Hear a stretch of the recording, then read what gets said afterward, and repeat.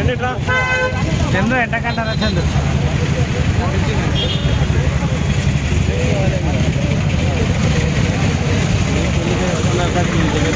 ఆడవాళ్ళు కావాలంటే కావాల్సిన ఉంటే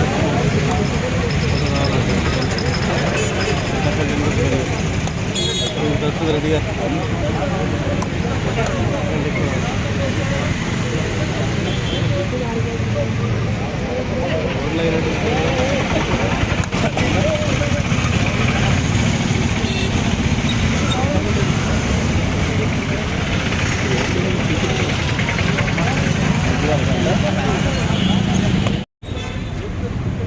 ₹20 కోట్ల పట్టణాభివృద్ధి కింద వివిధ కాలనీలకు రోడ్లు వేయడానికి అని చెప్పి మంజూరు కావడం జరిగింది. అదేవిధంగా రేపు మన తెలంగాణ కృషి విజ్ఞాన కేంద్ర ప్రారంభోత్సవం ఉంది పరిగి ఎండిఓ ఆఫీస్ కాంప్లెక్స్ లోపల. దీనికి వైస్ ఛాన్సలర్ గారు రేపు రాబోతున్నారు. అగ్రికల్చర్ యూనివర్సిటీకి సంబంధించిన వైస్ ఛాన్సలర్ గారు ఈ ప్రోగ్రాం వస్తున్నారు. ఇది రైతుల సంక్షేమం గురించి ఒక 60 ఎకరాల విస్తీర్ణం లోపల రైతులకు ఎలాంటి పంటలు పండించాలి, ఎలాంటి సూచనలు ఇవ్వాలని సైంటిస్టులంతా కూడా మన పరిధిలోనే ఉండి, ఎందుకంటే మనది వ్యవసాయ ఆధారిత ప్రాంతం, వ్యవసాయదారులు మంచి పంటలు పండించుకోవాలని ఎన్నో సూచనలు తీసుకోవాలని ఆలోచనలు ఉండేవాళ్ళు. కాబట్టి వాళ్ళ యొక్క పంటలు పండించడానికి ఈ యొక్క కృషి విజ్ఞాన కేంద్రం మన ప్రాంతానికి రావడం మూలంగా చాలా పెద్ద ఎత్తున రైతులకు ప్రయోజనం చెందుతుంది. కాబట్టి రేపు పరిగి నియోజకవర్గాలు ఉన్న రైతు సోదరులు, ఆదర్శ రైతులు, ప్రగతిశీలంగా ఆలోచించే రైతులందరూ కూడా రేపు 11 గంటలకు ఎండిఓ కాంప్లెక్స్కి రావాల్సిందిగా మనవి.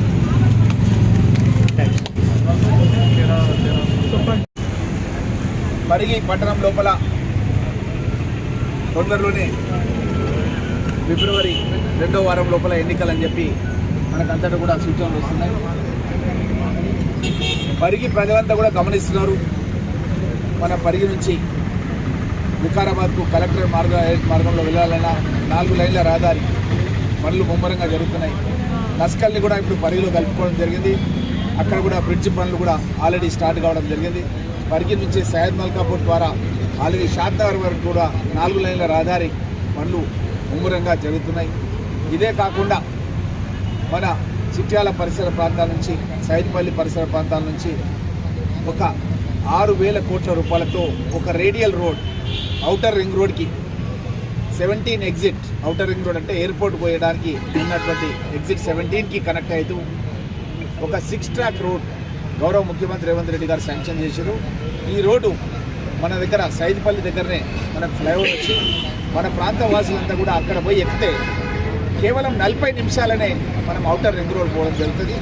ఈ రోడ్డు మళ్ళీ మన గూడూరు ప్రాంతం నుంచి, పాలపల్లి ప్రాంతం నుంచి మన మైలారం ఏదైతే దేవాలయం, వెంకటేశ్వర స్వామి దేవాలయానికి పోయే రోడ్డు ఉందో అక్కడ మళ్ళీ ఒక ఫ్లైఓవర్ వచ్చి అక్కడ నుంచి జాయిన్ అయిపోతారు. కుల్కచర్ల వాళ్ళు కానీ, మన నంచర్ల, మమదాబాద్, గండేడు వాళ్ళు కూడా అక్కడికి వస్తే అక్కడి నుంచి వాళ్ళు మళ్ళీ మన హైదరాబాద్ పోవడానికి కేవలం 50 నిమిషాలు వెళ్ళిపోతారు.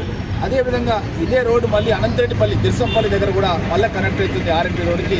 అక్కడి నుంచి కూడా ఎవరైనా జాయిన్ కావాలంటే మన పరిసర ప్రాంత గ్రామాలు, దోమ మండలం కానీ, ఇంకా ముందు గండేడు మండలం వాళ్ళు కానీ అక్కడి నుంచి వాళ్ళు ఆ రోడ్డు కూడా ప్రయాణం చేస్తే హైదరాబాద్ వెళ్ళిపోవచ్చు.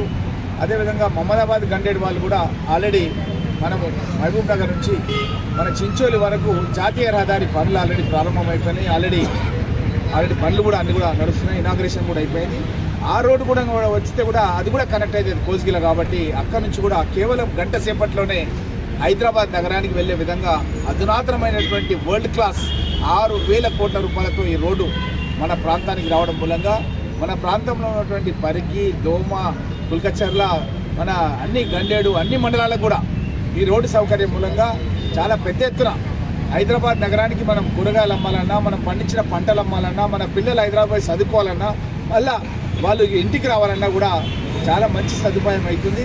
ఇవే కాకుండా మన వికారాబాద్ నుంచి Naskal railway station, Parigi railway station, అదేవిధంగా కొడంగల్, నారాయణపేట్, మక్తల్, ఇవన్నీ కూడా రైల్వే స్టేషన్లకు సంబంధించినటువంటి రైల్వే లైన్కు గతంలో నేను మునియప్ప కేంద్ర రైల్వే మంత్రిని పరిగి నా నివాసానికి, నేను ఒక ఎమ్మెల్యేగా లేనప్పుడే ఆయనను నా నివాసానికి కేంద్ర మంత్రిని తీసుకొచ్చి రైల్వే లైన్కు 50% నిధులు మంజూరు చేయించుకున్న కిరణ్ కుమార్ రెడ్డి గారు ముఖ్యమంత్రి గారిని ఎమ్మెల్యేగా లేనప్పుడు సోషల్ వెల్ఫేర్ రెసిడెన్షియల్ స్కూల్లో ముఖ్యమంత్రి నిద్ర చేపించి మళ్ళీ మిగతా 50% నిధులు శాంక్షన్ చేపించుకుంటే కేసీఆర్ ముఖ్యమంత్రి అయిన తర్వాత ఆ ఫైల్ను పక్కన పడేసి సిద్దిపేటకు తీసుకుపోయారు ఆ రైల్వే లైన్.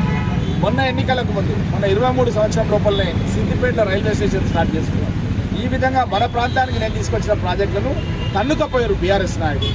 ఇప్పుడు మళ్ళీ పట్టు వదలని విక్రమార్కులాగా గౌరవ ముఖ్యమంత్రి రేవంత్ రెడ్డి గారి దృష్టికి తీసుకెళ్లి 450 కోట్లు భూసేకరణకు క్యాబినెట్ ఆమోదం తీసుకొని భూసేకరణకు సంబంధించినటువంటి ఏదైతే పెట్ మార్కింగ్ ఉంటుందో అంతటా కూడా అయిపోయింది. నస్కల్ దగ్గర గోవర్ధన్ రెడ్డి గారు పెద్ద రైతు మొన్న 3 రోజుల కింద పంతుల దగ్గరకు వచ్చి కృష్ణ వీళ్ళంతా కూడా ఉన్నారు, వాళ్ళందరి దగ్గర వచ్చి చెప్పిండు ఆయన బావి ఉన్నది పెద్ద బావి, ఆ పెద్ద బావి మీదకెళ్ళే రైల్వే లైన్కు వాళ్ళు సర్వే చేసి పోయినరు అని చెప్పి ఆయన వచ్చి రైల్వే అధికారుల దగ్గర పోతే అది చేంజ్ చేయడానికి వీలు కాదు, ఎందుకంటే అది స్ట్రేట్గా తుక్కులకట్టకు పోతుంది, తుక్కులకట్ట దగ్గరనే ఇంకొక పరిగి రైల్వే స్టేషన్లో వస్తుంది అన్న మాట చెప్పడం జరిగింది. ఇవన్నీ కూడా మీకు తెలుసు.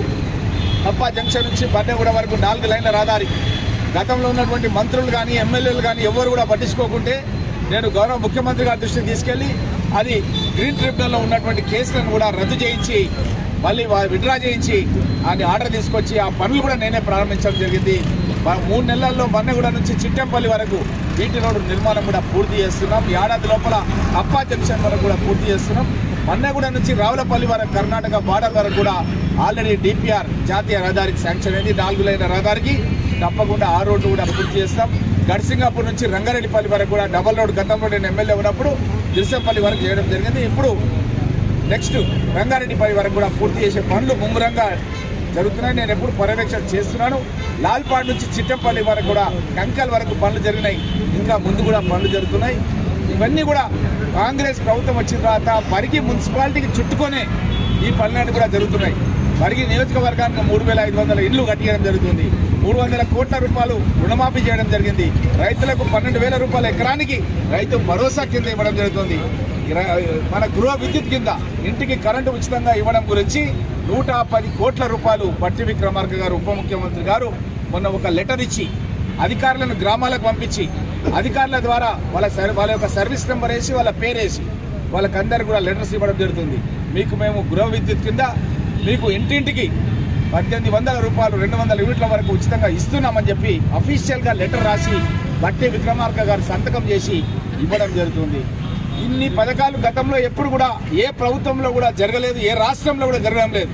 కాబట్టి ఈ మున్సిపల్ ఎన్నికల లోపల మా యొక్క కౌన్సిలర్స్ ఎవరైతే ఉన్నారో ఇప్పుడు పోటీ చేయాలని ఉన్నారో ఆశా వాళ్ళు ఉన్నారో ఒకసారి మీరు కంపేర్ చేయండి. మా వాళ్ళు ఎలాంటి వాళ్ళు, గతంలో ఉన్న వాళ్ళు ఎలాంటి వాళ్ళు అన్నది ఒకసారి ఆలోచన చేసి మా వాళ్ళంతా కూడా అభివృద్ధి గురించి పనిచేసేవాళ్ళు. కాబట్టి కాంగ్రెస్ పార్టీ అభ్యర్థులుగా పోటీ చేసే అభ్యర్థులు ఎవరైనా సరే, ఎవరికి టికెట్ ఇచ్చినా సరే మీరు చేతి గుర్తుకు ఓటేసి పరిగి మున్సిపాలిటీకి సంబంధించిన ప్రధానికానికి చేతులెత్తి నమస్కరించి కోరుతున్నాను. అభివృద్ధిని చూసి చేతి గుర్తుకు ఓటేసి అత్యధిక మెజారిటీతో కాంగ్రెస్ పార్టీలో మున్సిపల్ చైర్పర్సన్ని కాంగ్రెస్ పార్టీ అభ్యర్థిని గెలిపించాల్సిందిగా నా మనవి. మీ రామ్మోహన్ రెడ్డి. జై కాంగ్రెస్.